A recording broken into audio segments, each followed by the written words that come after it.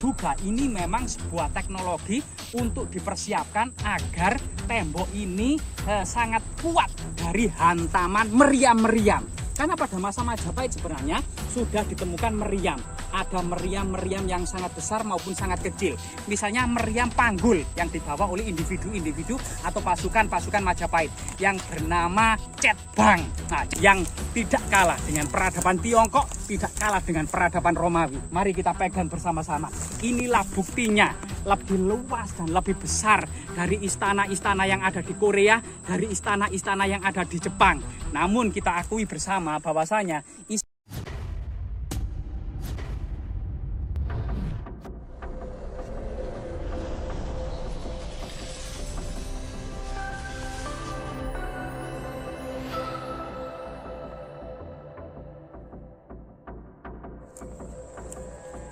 di belakang kita ternyata pernah ya pada tahun-tahun sebelumnya sebuah menggemparkan di dunia jagat media sosial ditemukan tembok benteng istana kerajaan Majapahit.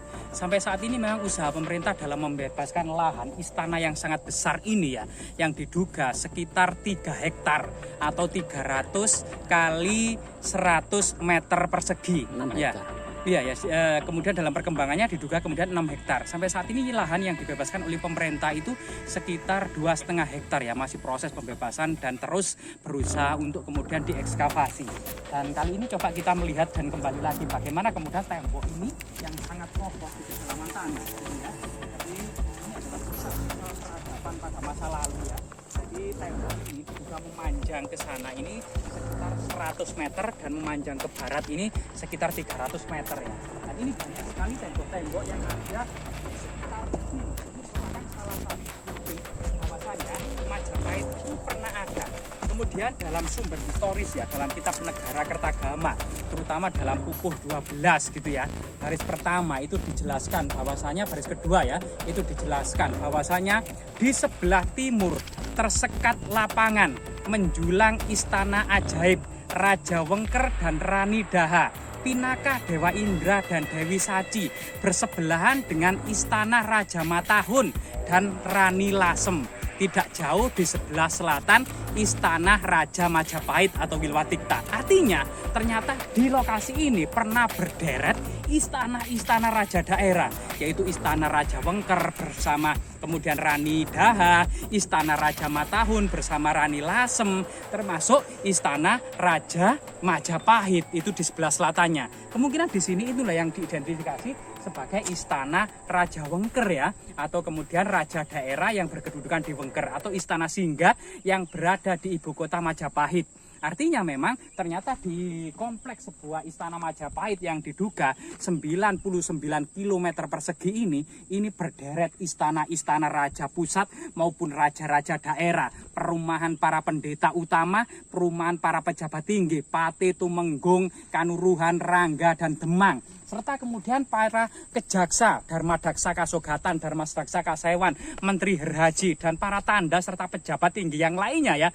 Itu kemudian kalau kita bisa rekonstruksi sebagaimana yang ada dalam kitab Negara Kertagama, wah sangat mengagumkan. Coba kita berjalan dan menyusuri istana ajaib ini gitu ya. Kemudian dalam berita yang lainnya bahwasanya kemudian Empu Prapanca yang nama aslinya, jadi Empu Prapanca itu adalah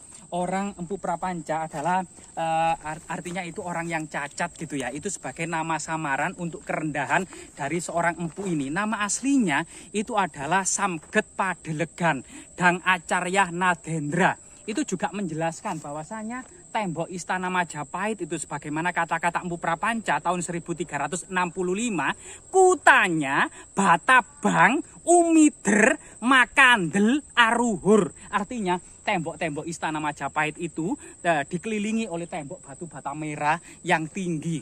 Umider itu berkeliling, Makandel itu tebal, Aruhur itu sangat tinggi. Coba ini bayangkan ketebalan ini saja ya.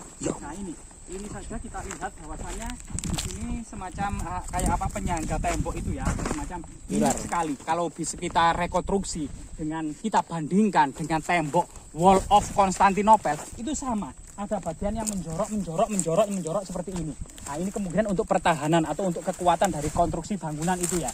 Sehingga kemudian, apakah kemudian Istana Majapahit itu meniru dengan Wall of Konstantinopel, atau mungkin orang-orang dan para pejabat tinggi serta para pedagang Majapahit itu pernah berdagang di Konstantinopel gitu ya. Karena memang masa-masa berdirinya kerajaan Majapahit 1293 itu juga masa-masa ekspansi Turki Utsmani ya, masa-masa berkembangnya Turki Utsmani, sehingga Majapahit itu berkembang bersamaan dengan kondisi Turki Utsmani.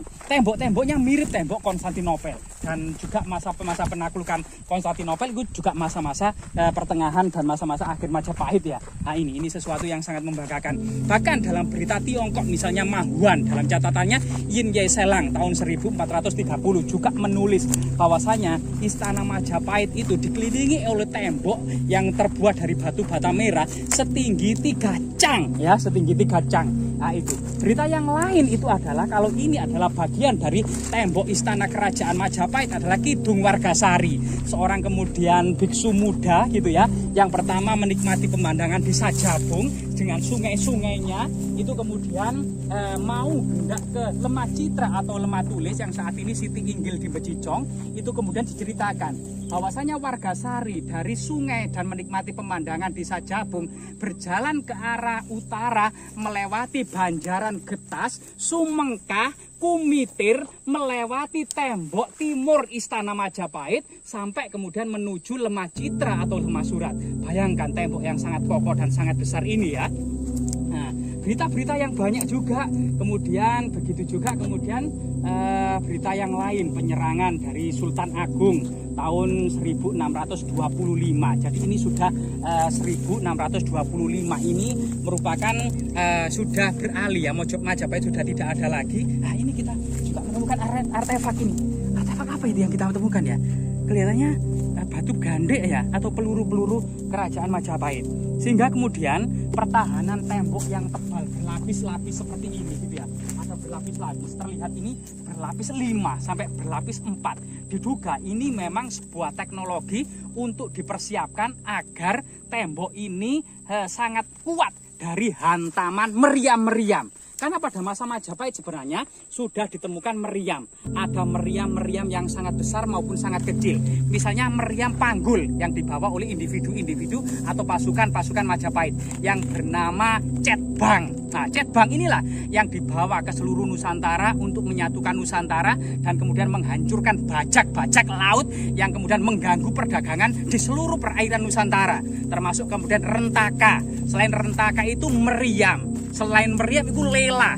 Jadi ada 4 macam meriam buatan Majapahit yang bisa memperkokoh kekuatan angkatan laut Majapahit, yaitu Cetbang, rentaka, lela, dan meriam ya. Semoga kemudian tembok raksasa ini gitu ya menjadi kemudian bukti-bukti bahwasanya jika yang ada di sana, jika teman-teman kita yang ada di Sumatera masih menyaksikan di mana istana kerajaan Majapahit, masih kemudian ragu bahwasanya Majapahit itu hanya legenda semata yang direka-reka oleh Muhammad Yamin, itu yang kemudian yang mengatakan di Jakarta di sana, inilah lihat, ini adalah tembok raksasa yang terpendam sedalam, lihat tanah-tanah di sekitarnya situ, sekitar 3 sampai 4 meter di pedalaman tanah ya, yang ditemukan oleh para perajin batu bata ketika menggali tanah.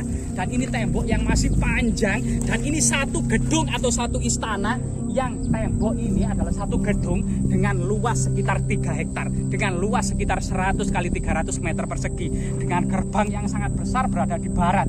Ini adalah tembok bagian timur. Ini adalah sebuah bukti kejayaan masa lalu, sebagai tanda dan inspirasi bahwasanya kemudian leluhur kita itu memiliki peradaban besar yang tidak kalah dengan peradaban Tiongkok, tidak kalah dengan peradaban Romawi. Mari kita pegang bersama-sama. Inilah buktinya, lebih luas dan lebih besar dari istana-istana yang ada di Korea, dari istana-istana yang ada di Jepang. Namun kita akui bersama bahwasanya istana-istana yang ada di Asia Tenggara, yang ada di Asia Timur, sebagaimana Tiongkok, Korea, Jepang, dan Thailand, kebanyakan memang terbuat dari kayu. Sehingga kemudian ketika kerajaan itu runtuh, kemudian kayu itu kemudian musnah, lapuk dimakan usia, tinggal bagian pondasi, tinggal bagian tembok, dan tinggal bagian benteng-benteng yang tersisa. Semoga bermanfaat dan terus menjadi inspirasi bagi kejayaan Indonesia modern.